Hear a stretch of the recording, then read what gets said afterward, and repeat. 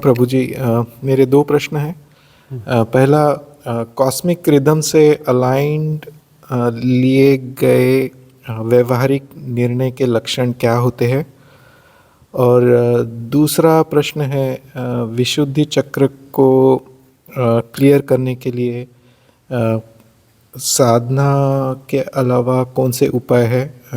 वाणी को निरपेक्ष भाव से देखने से क्या विशुद्धि चक्र क्लियर होगा? पहला है कॉस्मिक रिदम। कॉस्मिक रिदम से अलाइंड लिए गए व्यवहारिक निर्णयों के लक्षण क्या है? अच्छा, वह कॉस्मिक रिदम के साथ यदि हम मर्ज हो जाते हैं तो निर्णय किस प्रकार के होंगे? कॉस्मिक रिदम से एक कोई अलाइन है और एक अलाइन नहीं है, तो उनके निर्णयों में क्या फ़र्क होगा? उनके लक्षण क्या होंगे? कैसे पहचानेंगे कि यह जो है कॉस्मिक रिदम से अलाइन व्यक्ति है या फिर नहीं है? निर्णय हाँ, निर्णय तो उसी की तो बात चल रही है।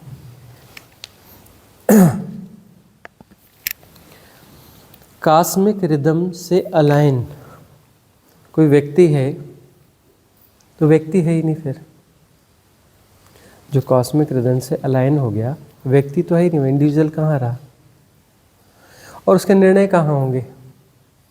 वह तो प्रतिसंवेदन में जिएगा ना, वह प्रतिसंवेदन में जिएगा, मतलब एक निमित्त की तरह जिएगा। कॉस्मिक रिदम से अलाइन होने का मतलब है कि सेपरेशन विड्रॉ हो गया है, तब वह प्रतिसंवेदन से जिएगा। प्रतिसंवेदन से जिएगा, उसके निर्णय जो नैतिक और सामाजिक नियमों के अधीन जी रहा है व्यक्ति, जो मतलब अलाइन नहीं है, जो इन्फ्लुएंसेस में जी रहा है, उसके हिसाब से अटपटे हो सकते हैं।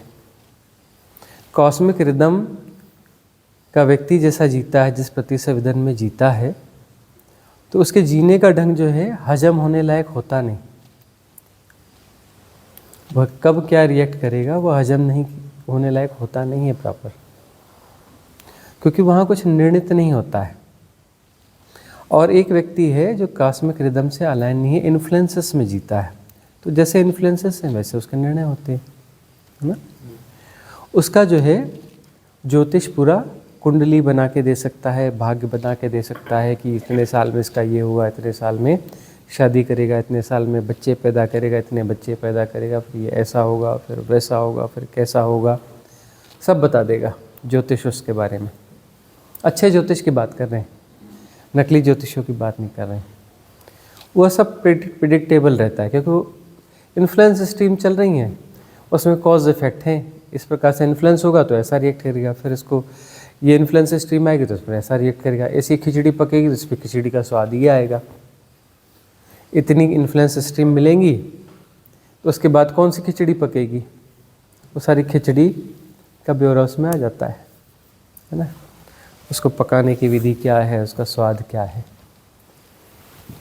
आई बात समझ में?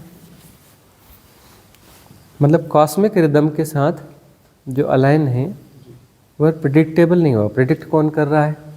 अनअलाइन जो अलाइन नहीं है वो लोग प्रिडिक्ट करना चाहते हैं, वो उसे प्रिडिक्ट नहीं कर पाएंगे, क्योंकि नीति नियमों के अधीन जीते हैं, है ना। नैतिक नियम और सामाजिक नियम और ये जो इन्फ्लुएंस स्ट्रीम या जो उसका वो क्या बोलते हैं, पैशन, और क्या बोलते हैं करंट में जो चल रहा है, पैशन, हाँ मतलब ट्रेंड, हाँ, इस ट्रेंड के हिसाब से व्यक्ति को ऐसा चलना चाहिए, इस ट्रेंड के हिसाब से ऐसा चलना चाहिए। उसका जो है कोई ट्रेंड फिक्स नहीं होता है, उसका जो है कोई ट्रेंड नहीं होता है, ट्रेंड फिक्स नहीं होता, किसी ट्रेंड को फॉलो नहीं करता है।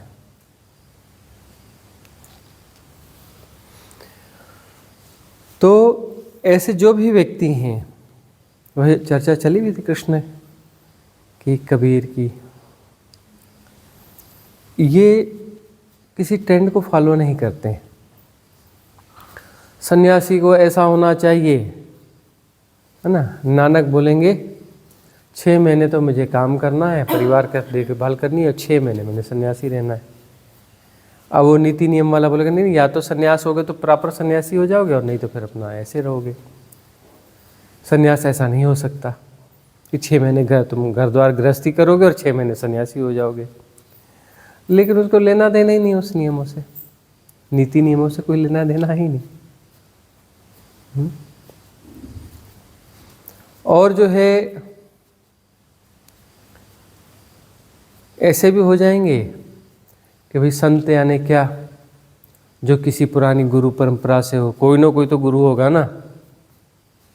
ओशो बोलेंगे मेरा कोई गुरु नहीं है। ओशो क्या बोलेंगे, मेरा कोई गुरु नहीं है। तुम मुझे मानते हो नहीं मानते मुझे मतलब ही नहीं है। वो अपने आप को भगवान भी कह देंगे। और तुम्हें हजम हो रहा है नहीं हो रहा है, उससे कोई लेना देना है ही नहीं। तुम अपना डाइजेशन सुधारते रहो। तो वह प्रिडिक्टेबल नहीं होता। जो कॉस्मिक रिदम से अलाइन है वो किसी भी ढांचे में, किसी भी फ्रेम में आ नहीं सकता, और उसके कोई निर्णय नहीं होते हैं। प्रति संवेदन से जीता है, परिस्थिति के अनुसार जैसा होना चाहिए, जैसा घटना चाहिए वैसा घट जाता है। वहाँ पर किसी इन्फ्लुएंस स्ट्रीम को फॉलो नहीं करता।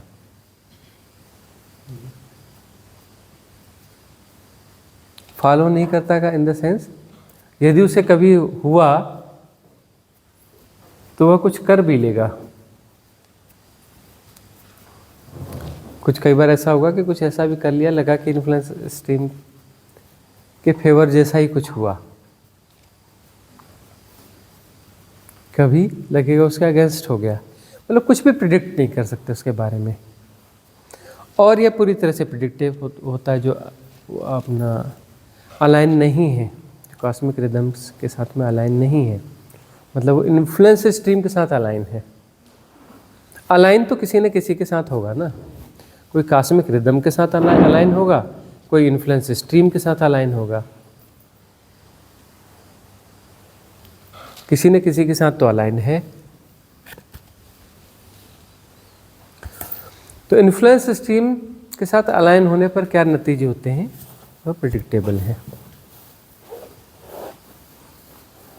दूसरा क्या था आपका, विशुद्धि चक्र फ्रीक्वेंसी से साधना के इंटेंस मेडिटेशन के अलावा दिनचर्या में वाणी के। अच्छा, ये जो विशुद्धि चक्र है उसमें ब्लॉकेज हैं। ब्लॉकेज तो सारे चक्रों में होते ही हैं ना, और उन्हीं को क्लियर करना होता है, साधना करनी होती है। चक्रास क्लीन हो गए तो इंडिविजुअलिटी बचती ही नहीं है, मतलब अलाइन हो गए।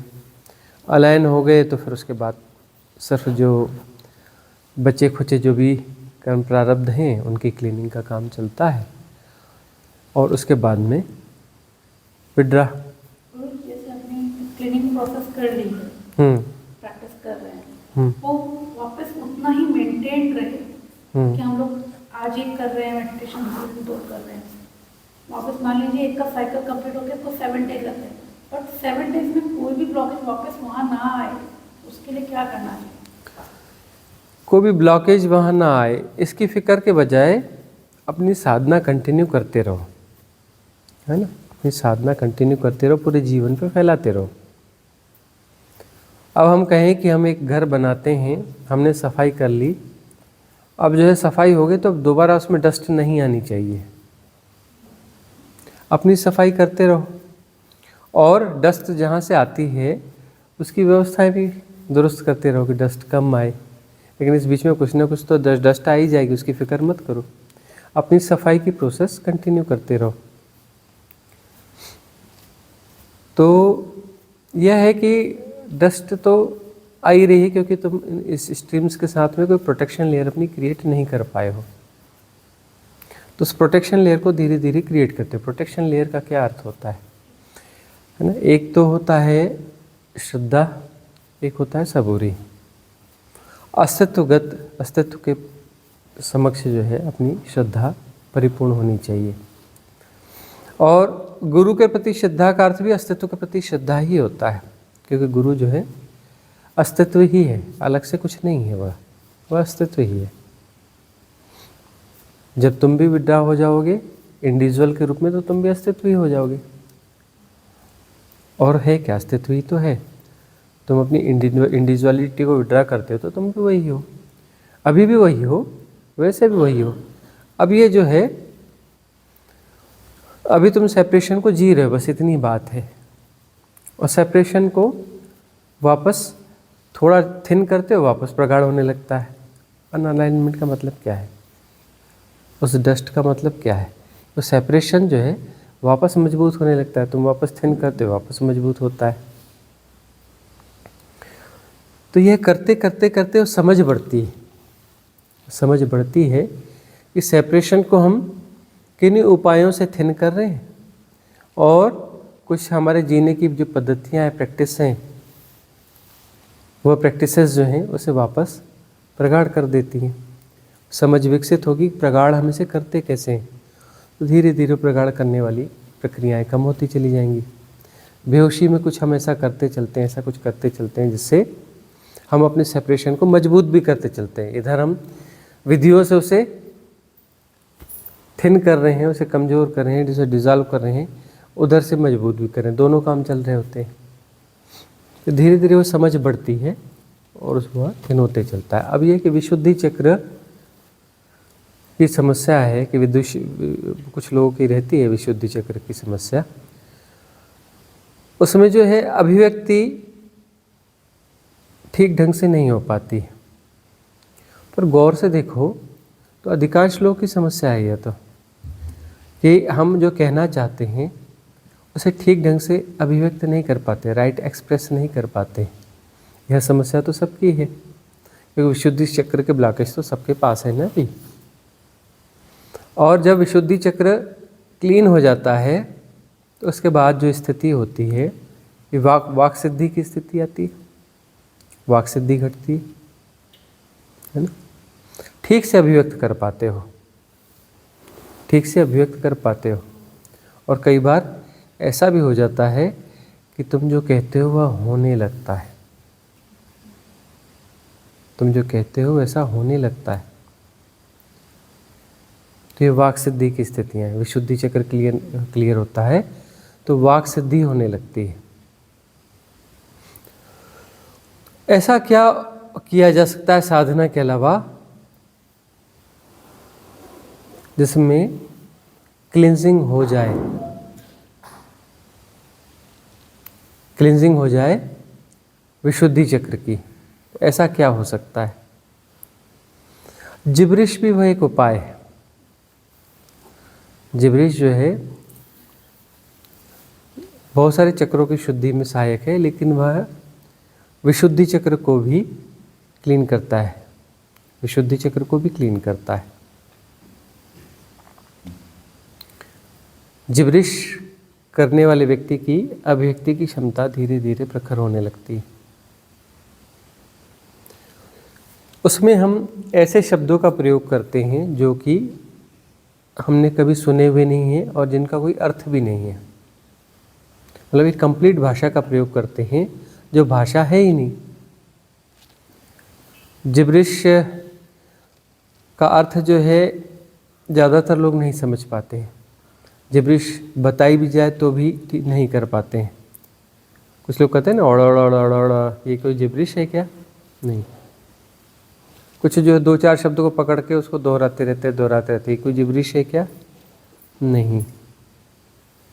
जिब्रिश है कंप्लीट लैंग्वेज जिसका कोई मीनिंग नहीं होता। जैसे आप जो भी भाषा बोलते हैं उसमें हजारों शब्द होते हैं, इसमें ज़्यादा भी हो सकते हैं क्योंकि इसकी कोई लिमिट नहीं है। और जो भाषा है उसकी तो कोई लिमिट है ना, उसमें इतने शब्द हैं, है ना। उसके शब्दकोश, इतना मोटा शब्दकोश है, इतने शब्द हैं इसके। इसका तो शब्दकोश अनलिमिटेड हो सकता है ना, इसमें ज़्यादा शब्द होंगे। तो ठीक जिब्रिश जो है वह विशुद्धि चक्र की क्लिनजिंग में बहुत सहायक होती है। देखो, उस मेडिटेशन के अलावा इसको एक मेडिटेशन की तरह भी देख सकते हो, लेकिन जिब्रिश एक ऐसी चीज़ है जो कहीं भी की जा सकती है। इसको अलावा के रूप में भी दे सकते हो।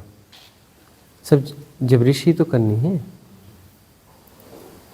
तो ये जिब्रिश जो है विशुद्धि चक्र के ब्लॉकेज को खोल देती है।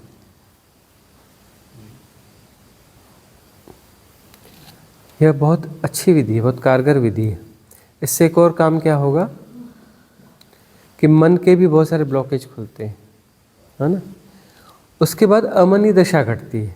जिब्रीश के बाद में इसको नेगेटिव पार्ट मान लो और कुछ ना आँख करो, उसके बाद आँख बंद करके बैठ जाओ। आँख बंद करके बैठ जाओ तो ध्यान घटने की संभावना बहुत ज़्यादा होती है, बहुत ज़्यादा होती है। कोई महामूढ़ ही होगा या गलत तरीके से विधि किया गया होगा तो उससे ध्यान नहीं घटेगा, नहीं तो उसमें ध्यान घटता ही है। जिब्रीश की विधि के बाद में ध्यान घट जाता है। क्यों? ठीक से जिब्रीश की है, बहुत सारे शब्दों का प्रयोग किया है, धारा प्रवाह तरीके से बोला है, उसके बाद अचानक चुप होते हो तो मन तो किम कर्तव्य विमूढ़ हो गया, क्योंकि वह भाषा मन के समझ में थी नहीं। मन ने कुछ कुछ टिप्पणियां की होगी कि क्या पागलपन करते हो, अरे रुक जाओ, अरे ऐसा, अरे वैसा, और करते चल जाओ, करते चल जाओ। थोड़ी देर बाद मन जो है शांत हो जाता है और उसका समझ के बाहर है। मन क्या करता है? किसी भी चीज़ को परिभाषा दे देता है, उसको समझने की कोशिश करता है, उसको परिभाषा देता है, उसके बारे में कुछ बोल देता है, यह ऐसा है वैसा है, निर्णय दे देता है, जजमेंट कर लेता है ना। तो यह मन है। अब वहाँ क्या जजमेंट करेगा वह? उस भाषा का कोई अर्थ ही नहीं है। उस सबकॉन्शियस माइंड के पैटर्न जो है थोड़ा सर्वे करेंगे, थक हार के वापस चले जाएंगे। उसके बाद में गैप आ जाता है। सबकॉन्शियस माइंड का कोई भी पैटर्न आकर के उसे ऑब्जर्व करने के लिए तैयार नहीं है, उसके समझ के बाहर की बात है। वो कोई तर्क संगतता ढूंढ रहा है, वो तर्क संगतता है ही नहीं। अब तर्क संगतता है ही नहीं तो उसके बाद होगा क्या? मन को वह तो सारे जो पैटर्न्स हैं वो अपने रिलैक्स मोड में है, उधर वो मुड़ के देख भी नहीं रहे, और जिब्रीश बंद कर दी, कुछ नहीं करना है, कुछ नहीं हो ही रहा है, कुछ करने की ज़रूरत नहीं, एक्टिवेशन सारे बंद हो गए उसके। तो कुछ समय के लिए ध्यान की ग्लिम्स घट जाएगी। हो सकता है वो 1 मिनट हो, 2 मिनट हो, 3 मिनट हो, 4 मिनट हो, अच्छे से की होगी तो 10-10 मिनट भी हो सकती है। निर्विचार अवस्था हो जाएगी, कोई भी विचार नहीं होगा, अंदर कोई भी क्रिया नहीं हो रही होगी। ठीक जिब्रीश करने पर, ठीक से की जाए जिब्रीश तो बहुत ज़बरदस्त विधि है। इसलिए इस विधि को हम बार बार कहते हैं। यह जो है, कोई सूफी फ़कीर था एक सऊदी अरेबिया में, वह इसका प्रयोग करवाया करते थे। जो भी आता उसे बोलते तुम बस यार बको, अल्लाह बल्ला, बकते रहो। उनके पास जाना है तो पहला काम वही था, पहले तुम ये चालू करो, नहीं तो निकलो यहाँ से। और उसके बाद कहते थे शांत होकर बैठ जाओ।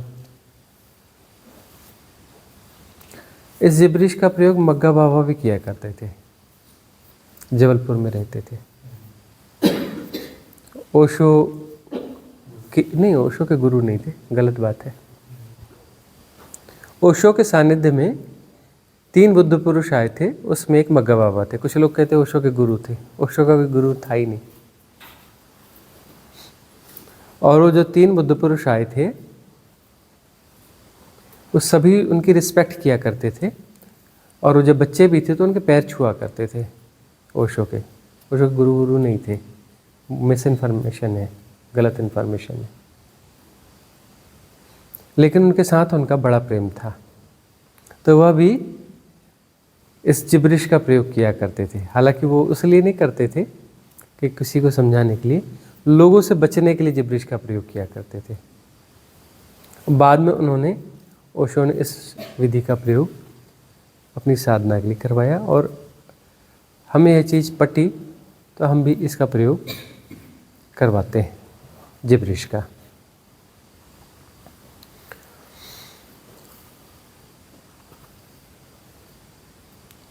एक यह है कि एक और तरीका यह हो सकता है,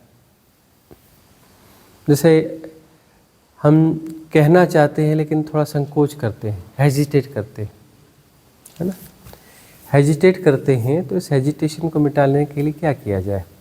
दूसरे को आप फेस कर रहे हो, फेस करने में दिक्कत होती है, या फिर आपको कहीं पर किसी ग्रुप के सामने कुछ बोलना है, स्टेज फियर होता है, इसको कैसे दूर करें? 2 हस्तियां हुई हैं, एक जॉन एफ कैनेडी और एक का नाम क्या था जो राष्ट्रपति थे वहाँ के पहले, हाँ लिंकन, अब्राहम लिंकन। ये 2 हस्तियां हुई। तो जॉन एफ कैनेडी जो है, उन्हें लगता था कि कुछ हेजिटेशन होगा, तो उन्हें एक विधि अपनाई हुई थी, स्टेज पर जाना है और बहुत लोगों को कुछ बोलना है। तो लोग जो है पूछा करते थे कि इतना अच्छा कैसे बोल लेते हो, इतने लोगों को देख कर के कुछ फियर नहीं पैदा होता, कुछ स्टेज फियर नहीं होता है? तो उन्होंने अपना रहस्य खोला कि पहला काम मैं करता हूँ, स्टेज पे खड़े होकर के लोगों को देखता हूँ, सबको देखता हूँ और कहता हूँ ये सारे गधे इकट्ठे हो गए, दुनिया भर के गधे, इनको मुझे समझाना है, चलो शुरू करता हूँ। तो फियर दूर हो जाता है। यदि आप समझो कि सामने वाले मुझसे बहुत विद्वान और ये प्रभावशाली लोग हैं, है ना, बहुत ऐसे हैं, अब इनको मुझे कन्विंस करना है, तो घबराहट तो शुरू कर ही ली। अपना हिप्नोटिज्म खुद क्रिएट किया ना, तो वैसा भी हिप्नोटिज्म क्रिएट कर सकते हो कि सारे गधे इकट्ठे हो गए, उनको मुझे समझाना। और एक और तरीका है अब्राहम लिंकन का। अब्राहम लिंकन क्या किया करते थे, जब वो नवयुवाई थे, साधारण व्यक्ति थे, गरीब आदमी थे, वो जो है एक टीले पे खड़े हो जाते थे और पेड़ पौधे लगे होते थे, खड़े होकर भाषण दिया करते थे पेड़ पौधों को, एक डेढ़ घंटा भाषण दिया करते थे पेड़ पौधों को। तो कुछ चरवाहे वगैरह उधर से गुजरते थे, तो आकर पूछते थे, अरे लड़के तू ये करता क्या है, बता तो। बोले मैं प्रैक्टिस कर रहा हूँ। किस बात की प्रैक्टिस? बोले मैं जब राष्ट्रपति बनूंगा अमेरिका का, तो मुझे भाषण देना पड़ेगा, भाषण कैसे दूंगा, उसकी प्रैक्टिस तो होनी चाहिए ना। तो अभी मैं पेड़ पौधों को भाषण देता हूँ, बाद में पेड़ पौधों की जगह में हम आदमी आ जाएंगे, भाषण की प्रैक्टिस तो अभी से करनी पड़ेगी। मतलब उनका विजन क्लियर था कि मुझे राष्ट्रपति बनना है, जबकि गरीब व्यक्ति थे, बहुत साधारण व्यक्ति थे, और उन्होंने प्रैक्टिस करी कि उनको पता था कि राजनीतिक पद पर ऊंचे जाना है तो वक्तृत्व कला होनी चाहिए, वक्तृत्व कला होनी चाहिए। वो कला उन्होंने विकसित की और वहाँ तक वो पहुँचे भी। तो इस प्रकार के कुछ उपाय किए जाते हैं जिससे वो हेजिटेशन मिटता है। वो हेजिटेशन जो है विशुद्धि चक्र का हेजिटेशन है, उसे विशुद्धि चक्र खुलता है। हालांकि ये फुल क्लिनजिंग नहीं होगी, उसके साथ दूसरा मेडिटेशन चाहिए। पहली बात तो ये खुलेगा, फिर उसके बाद में यह है कि जो बोल रहे हो वो क्या बोल रहे हो। बकवास भी तो कर सकते हो, धारा प्रवाह, लेकिन पहला बैरियर तो खुलना ही चाहिए ना। जब बोलने की क्षमता आ जाएगी, धारा प्रवाह बोल रहे हो, तो बोलते बोलते तो बाकी चीज़ें भी होने लग जाएंगी। पहला बैरियर तो क्लियर हो जाए। क्वेश्चन आपका है ना? अच्छा, इसमें से क्वेश्चन है जी गुरुजी। हाँ। मनीषा खरब जी दिल्ली से पूछती हैं, कहती हैं कि समस्त सृष्टि परमात्मा है, यह सभी सद्गुरु कहते हैं, लेकिन हमारे पास यह सत्य देखने की दृष्टि नहीं है। इस दृष्टि को कैसे पाया जाए? कैसे सुंदर असुंदर जैसे सभी भेदों की भाषा गिरे और केवल तेरा तेरा का संगीत प्रस्फुटित हो? स्वयं के अंदर झांकने की कला कैसे स्वभाव बने? ये पहला प्रश्न है इनका। अभी एक ही प्रश्न ले पाएंगे जी। मनीषा खरब का प्रश्न है जी दिल्ली गुरुजी। से।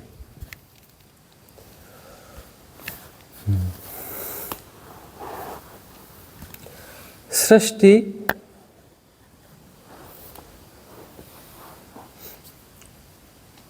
ये समूची सृष्टि एक ही है, इसमें भेद नहीं है, उसके होने का ढंग है। यह मानसिक रूप से तो समझा जा रहा है, जब हम चर्चा कर रहे हैं इसकी तो सुनते सुनते बात स्पष्ट होने लगती है कि हाँ ऐसा है, सृष्टि एक ही है, लेकिन भीतर से वह बात बनती नहीं है। यहाँ एक अड़चन यह होती है कि हम जो है बहुत ज़्यादा आइडियल होने लगते हैं, आइडियोलॉजी जो है बाधा बनती है। पहली बात तो यह है कि अपने बैलेंस को ढूंढना है। शरीर को जी रहे हो, शरीर में हो, शरीर को जी रहे हो, एक सेपरेशन को किसी हद तक जीना ही पड़ता है, ठीक है ना। इस शरीर के साथ बहुत सारी चीज़ें हैं। शरीर को घर चाहिए, किसी मनुष्य सभ्यता के बीच में ही रहोगे, मनुष्यों के बीच में ही रहोगे, घर का उपयोग करोगे, बिजली का प्रयोग करोगे। अब बिजली का प्रयोग करोगे तो बिजली का बिल आएगा ही। घर में रहोगे तो वो जो कॉरपोरेशन है वो अपना कुछ टैक्सेशन बताएगा कि ये टैक्सेशन है ना। भोजन करोगे, ईंधन की जरूरत पड़ेगी, है ना, व्यवहारिक सत्य है ना। तो गैस के जो भी नियम हैं, जहाँ पर सिलेंडर आता है उसकी बुकिंग कराओगे, फिर वो आएगा, या पाइपलाइन है वो अलग बात है, फिर उसके जो है पेमेंट्स दोगे, राशन पानी खरीदने जाओगे, भोजन बनाना पड़ेगा, घर है खुद नहीं कर पाते हो सफाई करने वाला रखोगे, फिर इस सब के लिए अर्निंग की व्यवस्था बनाओगे, ठीक है ना। इसमें कुछ जो है लेन देन और बाकी संबंध, उन चीज़ों को भी देखना पड़ेगा। तो व्यवहारिक सत्य होंगे। तो व्यवहारिक सत्य और पारमार्थिक सत्य की खिचड़ी यदि न पकाओ, इनकी यदि खिचड़ी न पकाओ, तब जो है इसको जीने में दिक्कत नहीं होगी। अब आइडियोलॉजिस्ट यदि बने रहोगे, आइडियोलॉजिस्ट यदि बने रहोगे, मैं वननेस को जीने वाला हूँ जी, है ना, तो ये कुत्ता जो है ये कुत्ता नहीं है, ठीक है ना, यह मेरे साथ बेड में सो सकता है ना, मेरे साथ एक थाली में खा सकता है, और कुत्ता अपनी पूरी फौज को लेके आएगा तो उसकी फौज भी मेरे साथ रह सकती है ना।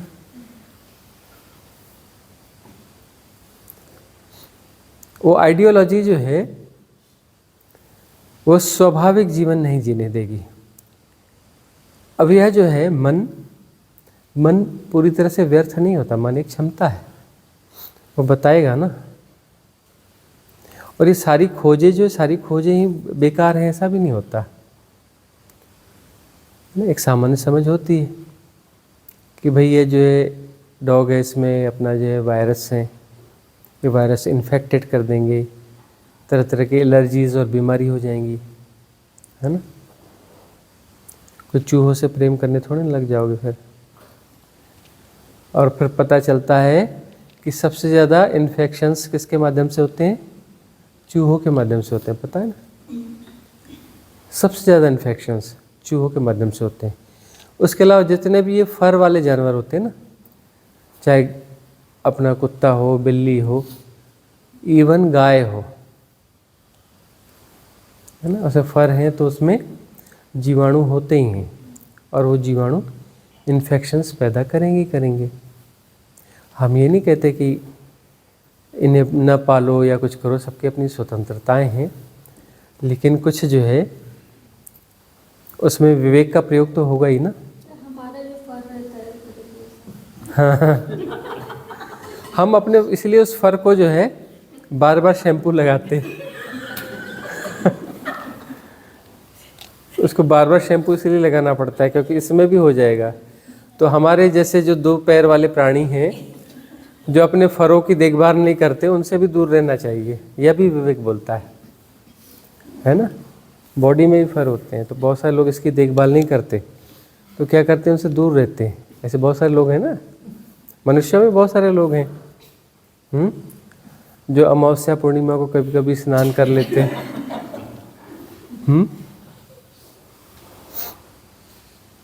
तो उनसे जो है, उनसे दूरी बनानी पड़ती है। तो व्यवहारिक सत्य और पारमार्थिक सत्य की कभी खिचड़ी नहीं पकाना, आइडियोलॉजिस्ट नहीं बनना। धर्म कभी भी आइडियोलॉजी नहीं है, आदर्शवाद नहीं है। आदर्श कभी भी धर्म नहीं होता, आदर्श के चक्कर में कभी नहीं पड़ना। तो वननेस जो है वो भीतर से वो जान ली जाएगी और बाहर के तल पर जो व्यवहारिक सत्य हैं उन्हें भी जिया जाएगा, लेकिन किसी उल्टी सीधी धारणा को नहीं जिया जाएगा।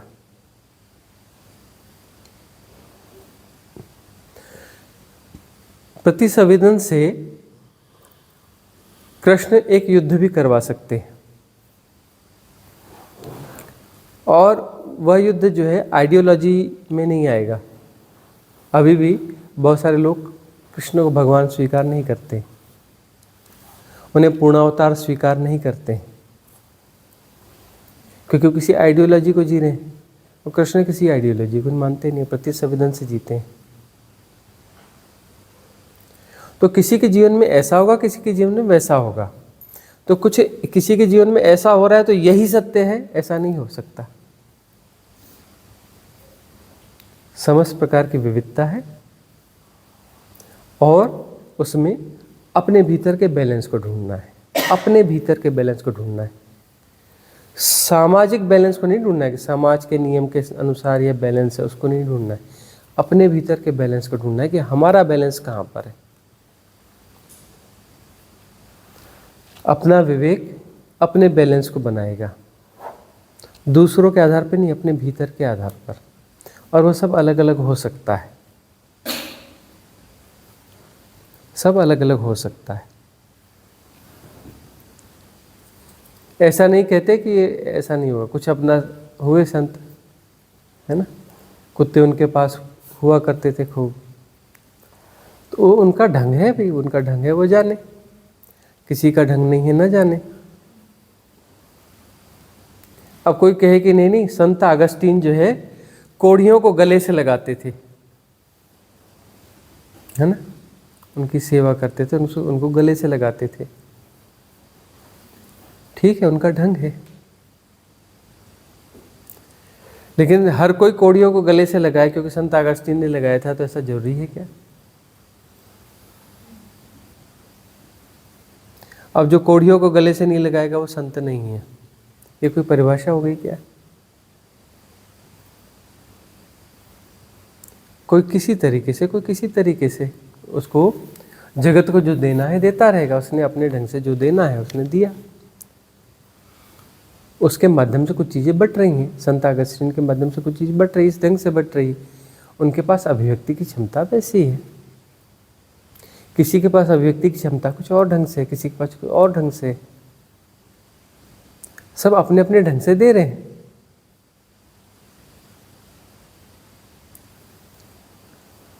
ठीक है ना, खिचड़ी नहीं पकाना। किसी ऐसे जो सार्वभौम नियम को नहीं ढूंढना, अपने भीतर के नियम को ढूंढना। अपने भीतर के नियम को यदि ढूंढ लोगे,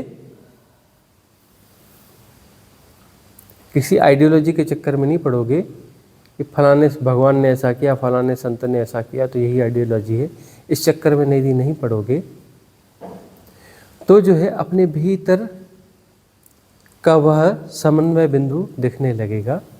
उस ढंग से जियोगे, उस ढंग से जैसे ही जीते हैं, सारी मिस्ट्रीज जो अपने आप खुल जाती हैं। मिस्ट्रीज खुलने के लिए तैयारी बैठी। तब व्यवहारिक सत्य और पारमार्थिक सत्य को एक बैलेंस के साथ जियोगे, विवेक के साथ जियोगे, और उसमें जो है वो सब कुछ दिखने लगेगा। भीतर उतरोगे, दिखने लगेगा कि सृष्टि कैसे उत्पन्न हो रही है। तुम कहोगे उत्पन्न हुए इतने साल हो गए, जैसे ब्रह्मांड को आंखें बंद करोगे, सृष्टि उत्पन्न होती हुई दिखेगी। किस नियम से वह काम कर रही है, कैसे वह एक ही, वह सब दिखने लगेगा। भीतर सब घटने लगेगा। बस आइडियोलॉजी के चक्कर में नहीं पड़ना। आइडियोलॉजी के साथ में साधना सफल होती भी नहीं है। किसी आइडियोलॉजी को पकड़ करके साधना करोगे तो साधना सफल नहीं होती। बहुत सारे लोग ऐसे साधक हैं जो किसी आइडियोलॉजी के हिसाब से साधना करते हैं। ये कैसे साधक हैं? जो जन्मों जन्मों से साधनाएं कर रहे हैं, 10, 20, 30 साल से साधनाएं कर रहे हैं, आगे भी करते रहेंगे, है ना। साधना करते करते मर जाएंगे, अच्छे साधक होंगे, और अगले जन्म फिर आएंगे, स्कूल का बस्ता उठाएंगे, फिर साधना शुरू करेंगे, पूरे जीवन भर साधना करेंगे, बहुत अच्छी साधना करेंगे, फिर अगले जन्म में फिर साधना करेंगे, फिर अगले जन्म में फिर साधना करेंगे, जन्मों जन्मों तक साधना करते रहेंगे आइडियोलॉजी के हिसाब से, और बहुत अच्छे साधक होंगे, है ना। और जन्मों जन्मों साधना करते रहेंगे, फिर मरेंगे, फिर पैदा होंगे, फिर साधना करेंगे, फिर मरेंगे, फिर पैदा होंगे, फिर साधना करेंगे। तो आइडियोलॉजी की साधना कहीं पहुंचती नहीं, आदर्शवाद की साधना कहीं पहुंचती नहीं। बाहर के नियमों को व्यवस्थित करने की कोशिश नहीं करना। बाहर के नियमों को व्यवस्थित करने की कोशिश करोगे तो फिर सृष्टि का एकत्व जिया नहीं जाएगा। अपने भीतर से जियो, अपने भीतर के जियोगे, भीतर से जियोगे तो पारमार्थिक सत्य और व्यवहारिक सत्य के बीच में बैलेंस बनेगा और सारे रहस्य खुल जाएंगे। बहुत समस्या है, बहुत सारे लोग ज्ञान देते हैं, है ना, और हमें तो अक्सर मिल जाते हैं ऐसे लोग जो हमें बताते हैं संतों को कैसे रहना चाहिए, संतों को कैसे रहना चाहिए, ऐसा ज्ञान देते हैं। और कुछ लोग बोलते हैं कि आप जो है ना ऐसा ऐसा ये इस प्रकार का कर लेते हो तो आपके संतत्व में कमी है थोड़ी सी। हमने उनसे कहा ही नहीं कि हमें संत कहो, हमने कहा ही नहीं कि तुम्हारा सर्टिफिकेट चाहिए, हमारा दावा ही नहीं है कि हम संत हैं, हमारा कोई दावा ही नहीं है। अपनी स्वाभाविकता को जी रहे हैं, बस यही है, अपनी सहजता को जी रहे हैं। अब ये किसी के फ्रेम में, खांचे में बैठती है या नहीं बैठती है, हमें क्या लेना देना, हमें क्या लेना देना किसी के खांचे में बैठती है कि नहीं बैठती है। दूसरों को देखते रहोगे मतलब इन्फ्लुएंस के शिकार हो ना, दूसरों के हिसाब से अपने आप को ढाल रहे हो मतलब इन्फ्लुएंस के शिकार हो। अपनी सहजता को नहीं जी रहे हो, अपनी सहजता को नहीं जी रहे हो तो सृष्टि अपने रहस्य को खोलेगी कैसे? सृष्टि अपने रहस्य खोलेगी तभी ना,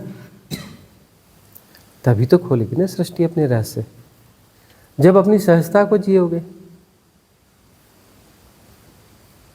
इन्फ्लुएंस को नहीं जीना है।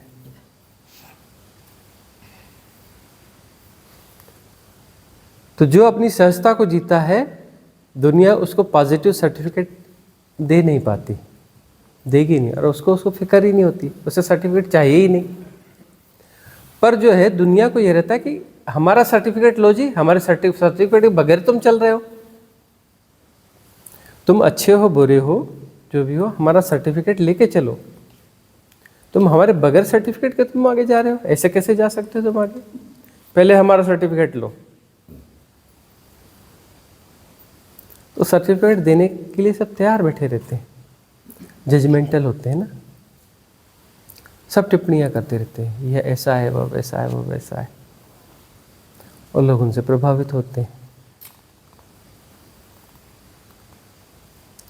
और दूसरों के सर्टिफिकेट की फिक्र नहीं करना, तब जो है रहस्य खुलते हैं। कुछ जगहों पर अभिनय पूर्वक भी रहना पड़ता है, यह बात भी सही है। और व्यवहारिक सत्य ऐसे हैं कि वहाँ से भागते भी नहीं बनता और उनको जीते भी नहीं बनता, तब अभिनय पूर्वक भी जिया जाता है। उसके भी रास्ते होते हैं कि अभिनय पूर्वक जिया जा रहा है।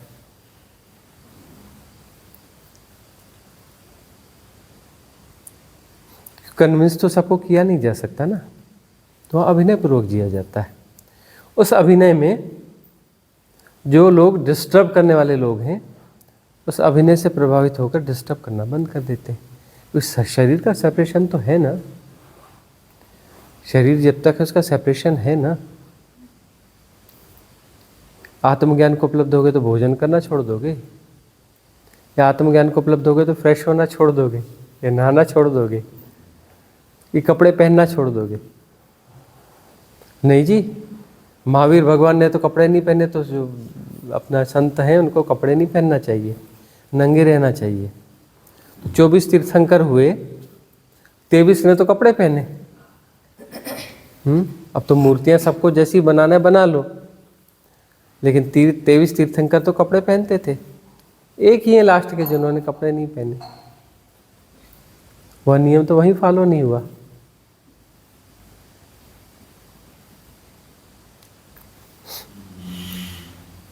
तो जो है अपने भीतर की रिदम को ढूंढो, अपने भीतर की रिदम को ढूंढो। अपने भीतर की रिदम यदि मिल गई तो सृष्टि के सारे रहस्य खुल जाएंगे और अपने भीतर की रिदम जो है कॉस्मिक रिदम के साथ एक हो जाएगी। अब भीतर की रिदम इसीलिए ही नहीं बन पाती, बैलेंस नहीं बना पाते। समझ में तो आता है, हमें लगता है यह सही है तो यह गलत है।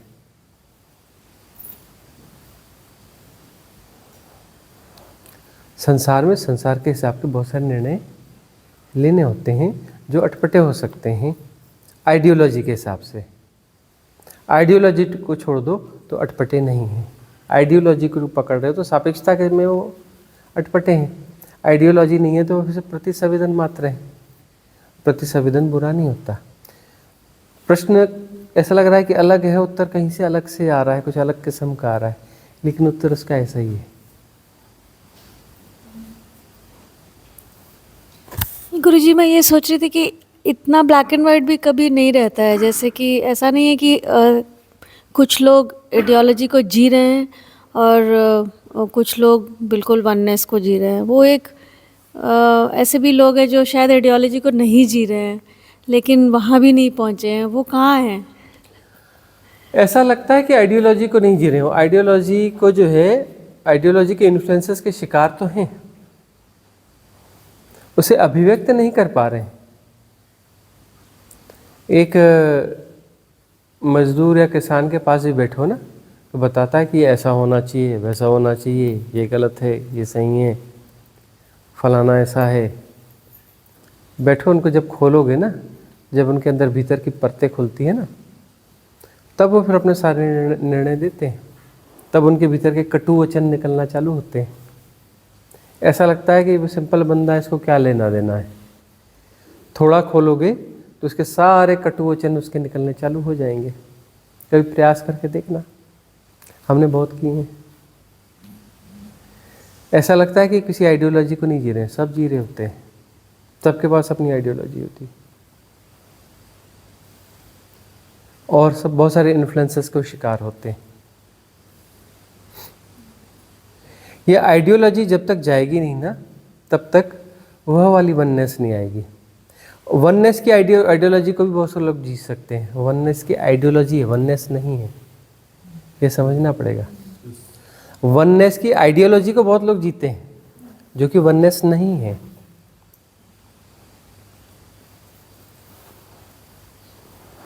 मामला थोड़ा उलझा हुआ है। ऐसे तो बहुत टकराते हैं गुरुजी। हाँ, जो वननेस की आइडियोलॉजी को जी रहे हैं। वननेस की कोई आइडियोलॉजी होती ही नहीं है। वननेस की कोई भी आइडियोलॉजी नहीं होती। लोग वननेस की आइडियोलॉजी को जी रहे हैं। सहज जीवन, सहज प्रतिसंवेदन, जो कि किसी फ्रेम में आता ही नहीं है, किसी भी फ्रेम में नहीं आता है। जो फ्रेम में आएगा वहाँ वननेस नहीं है। ऐसा ही होना चाहिए, वैसा ही होना चाहिए, हमेशा सत्य बोलना चाहिए वननेस वाले व्यक्ति को। वननेस वाला व्यक्ति तो झूठ भी बोल सकता है, जब प्रतिसंवेदन जैसा घटेगा वैसा हो जाएगा। और एक सामान्य व्यक्ति भी झूठ बोलता है, लेकिन दोनों के झूठों में फर्क होगा।